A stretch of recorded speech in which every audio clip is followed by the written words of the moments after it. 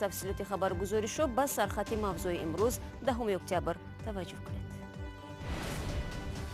مرگ در راه به سوی دانشگاه. زن و زنی دانشجویان دانشگاه دولتی تجارتی در دوشنبه با مرگ یکی از آنها انجام یافت.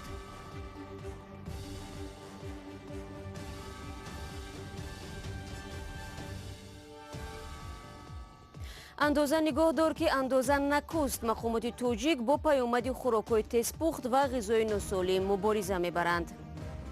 خرج اقتصادی یعنی بودجه ساحه تندرستی تا 6% برای برطرف نمودن نتیجه های بیماری فربهی روانه کرده نشود. اول نماز بعد مجزنی. امام خطیب مسجد میگوید طاعت و عبادت و ورزش جزهای جدا نشونده دین اسلام است. این مسئله در قرآن کریم نیز یادرس شده است و پیغمبر اسلام هم گفته است که خدای تعالی مسلمان نیرومند را از مسلمان ضعیف بیشتر دوست دارد. صبح امروز در دانشگاه دولتی تجارت تاجیکستان به یاد دلمراد فوزیلوف دانشجوی این دانشگاه لوحه خاطره گذاشتند. در زیر عکس این جوان 18 ساله صدارت دانشگاه نسبت مرگش اظهار تأسف و به نزدیکانش همدردی نمودند. رشته عمر دلمراد از زخم کارد برکند که به گفته مقامات انتظامی از سوی همسبقش به قفس سینه او زده شد. زرانگیز نوروشو و شادمانیتی که در محل حادثه بودند میگویند قطره‌های خون در زمین از فوجیه روزی گذشته درک می‌دهند. دلمراد فوزیلوف همگی یک ماه قبل با آرزو و نقشه های زیاد تحصیل را در دانشگاه دولتی تجارت شروع کرد، اما امروز استادان و همسبقان در این مؤسسه با گذاشتن یک لوحه خاطره و عکس و دستگل از او یاد میکنند. دلمراد 17 ساله صبح 8 اکتبر در راه به دانشگاه در حدود ناحیه سینای دوشنبه از زخم کارد کشته شد. مقامات در این کار دانشجوی دیگری همین دانشگاه عبیدالله قربانوف 18 ساله را گمانبر کردند. شاهدان میگویند جنجال جوانان هنوز از داخل مسافربر شروع شده است. اونجا فرامدم این ساعتی اینجا خواب بود دکاس هر دشیاتش تای خون بود اتاگاش نساسانی بود گرفتم قد سون یوردان دگیش کردم نکردک وقتی اونش کردم در جای اپراسیونی بود برو اونجا فراوردم گرفتم دکاس زنون نمیاد خفوش روندمش گرفتم بردمش با فرهاد هم دانشجوی دانشگاه دولتی تجارت است. او زمان با کمک دلمرادی از زخم کارد به زمین افتاده و همراه او شتافت که چندین نفر دیگر هم بالای سری آنها بودند ولی کسی جرأت کمک نمیکرد. هیچ کاری هم نداشت که وقتنا پرابلم همیشه و قطعی دکاده مرا که قطعی گرفتم موش کردم اوپلا آدماش فروردن در ماشین در قفوش نوندمش در بغلم گرفتم جای عمود زخم دیل شد بعد از جیکیدم کسون جیکیدم که خون روی بسن نشوه قبل میشه در بغلم بود رفت که در نیمی راه راستم در بغلم چیز اشاره کرد گپ زدن نتونست دیگه بعد در بغلم جان داد. با گفته شاهدان ظاهرا مناقشه جوانان در همین پس کوچه بین کوچه بربت و چارتوت سر زده است و دلمراد فوزیلوف جوانی که کارد خورده بود تلاش کرده است خود را از این پس کوچه تا همین کوچه کلان یا نزد همین دیوار برساند. در این راه هم داغ خون مشاهده می شود. شاهدان میگویند گمانبران هم بعد از حادثه به همین سمت گریختند. مقامات عبیدالله قربانوف دانشجوی گمانبر را در جریان یک عملیات در ناحیه مومن‌آباد ولایت ختلان دستگیر کردند. ضد او بر اساس ماده اوباشی با استفاده از سلاح سرد و آدمکشی پرونده باز شده است. مقامات از 3 نفر دیگر هم نام میبرند که در این مناقشه شرکت کردند. عبیدالله قربانوف ختم کرده مکتبی رقم 60 و دلمراد فوزیلوف ختم کرده مکتبی رقم 46 سینای دوشنبه بودند. تفتیشات ابتدایی مقامات معلوم کرده است که ظاهراً خصومت دوران مکتبی جوانان به این حادثه سبب شده است. نزدیکان و دوستان دلمراد میگویند درباره بحث و خصومت او چیزی نمیدانند و جوانی گمانبر را هم نمیشناسند. این بچه جنگجو نبود، در کجا یگان جنگ خشمت میشید که و دویده به خانه را می اومد که در اوجا جنگ بوده. من نزدیک نرفتم، نزدیک نشیدم. ایو چی بحث کردین، چی شبگیری ای ایروی چی شیده نمیدونم. یا بچه بود که همی یا تربیه یا مادر قدی همی به دندانش قپیده بود که بچه‌م نگن که بی پدره ای بی پدرو پس نباشه. دلمراد یگانه پسر خانواده در تربیه مادری تنها به وی رسیده است. مادرش در اینجا راه میره و پیش به انیسه خرابالوده از ساعت 4 تا ساعت 5 نیم 6 قطعی مادرش راه میرفت. بعد می اومد یا پیاله چایش هم میخورد و مکتب میرفت. пайвандони Дилмурод мегӯянд аз ҷониби хонаводаи гумонбар Убайдулло Қурбонов касе барои ҳамдардӣ ба назди онҳо наомадааст.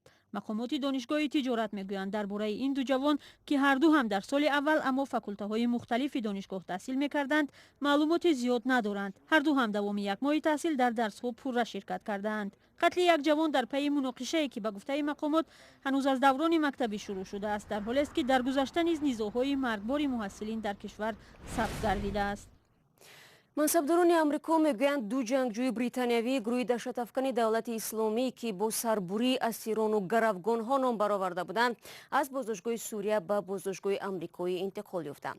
рӯзи чоршанбе президенти амрико Дональд Трамп хабар дод ки пеш аз амалиёти Туркия дар хоки Сурия, амрико баъзе аъзои боздоштшудаи гурӯҳи давлати исломиро аз Сурия берун кардааст.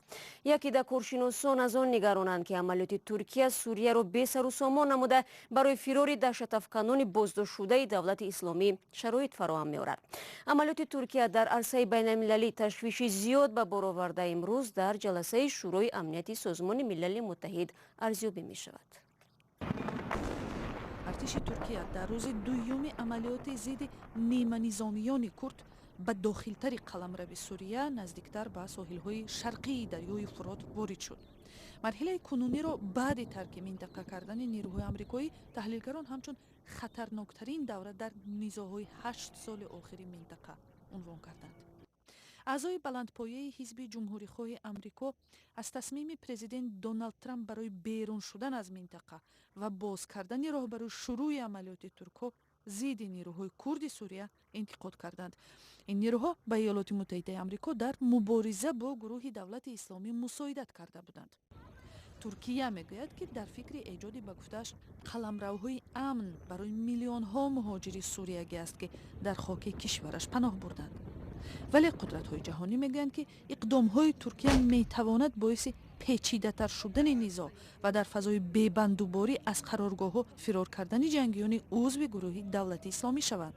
хабарҳои охир мегӯяд ки даҳҳо сокини молкии макони зисти худ дар минтақаи Раъсал Айнро тарк карда ба самти минтақаи Ҳасака ки зери назари курдҳо мебошад ҳаракат доранд.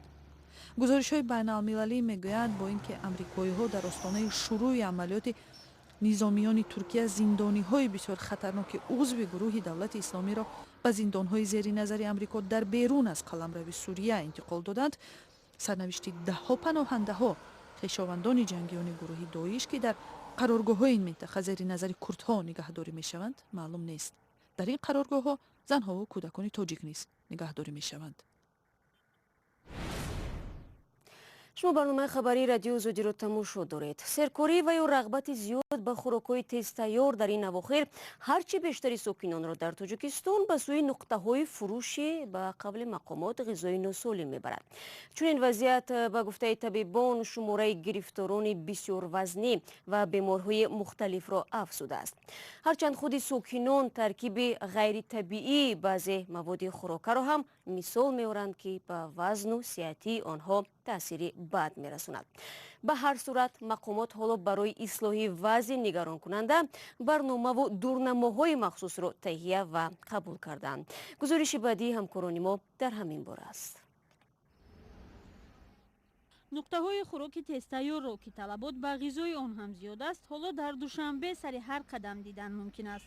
аксарият барои сарфаи вақту маблағ дар баробари дарсу кор аз ҳот-дог, ҳамбургер ё нонпалову шаурма хӯрокҳои зудпухт дар ин нуқтаҳо истеъмол мекунанд. мисли Замира ки мегӯяд барои хӯроки нисфирӯзӣ вақти зиёд надорад. Основной маба тестайёр выгоднитар, да?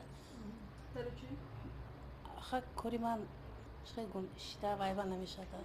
Вақта кам мегӯяд. мақомот дар Тоҷикистон аз вайрон шудани таркиби ғизои сокинон нигаронӣ мекунанд. ғизои носолиму якранг ва ҳам аз меъёр зиёд ба таъкиди табибони тоҷик боис ба бемориҳои дигар аз ҷумла бисёрвазнӣ гирифтор шудани сокинон шудааст. дар баробари сабабҳои дигар طبیبان یک عامل را در استعمال زیادی خوراک‌های زود تیار می‌دانند. همین وقتی میگوییم که ویرانشوی ترکیب غذا ما در نظر داریم از معیار زیاد استعمال نمودن گوشت و محصولات گوشتی که در ترکیبشون چرب زیاد است یا اینکه شیر و محصولات شیری که در ترکیبشون چرب زیاد است یا اینکه از معیار زیاد استعمال نمودن شیرینی ها و یکی از دیگر سبب ها این استعمال نمودن غذایی که از نقطه های سودای تست تیار غذا و در اونجا بسیار مواد صنعی استفاده میبرند که به سلامتی انسان ضرری جدی دارد. یک پژوهش اخیر متخصصان در تاجیکستان معین کرده است که 28% اهالی وزن زیاد دارند و حدود 5% نورسان به بیماری فربهی گرفتارند. مشکل فربهی اخیراً در جلسه حکومت کشور هم مورد بررسی قرار گرفت. با در نظر داشت وضع اقتصادی و اجتماعی و زیاد شدن فربهی میان ساکنان، مقامات برای اصلاح وضع برنامه پیشگیری فربهی و تشکل غذایی سالم را قبول کردند.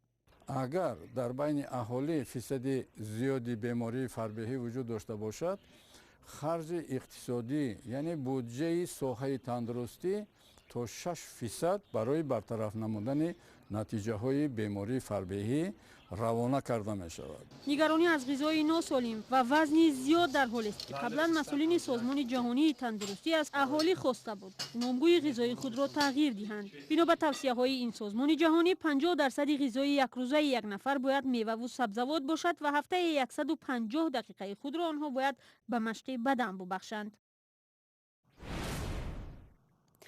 مسلمان نیرومند را خدا هم دوست می دارد. این نقطه نظر امام یکی از مسجدهای عراق است که بعد نمازگزاری روزش را به تمرین شاگردانش در تالار ورزشی می گذراند. دستپروران امام الکی در چندین سبقت‌ها شرکت کرده و پیروز شدند.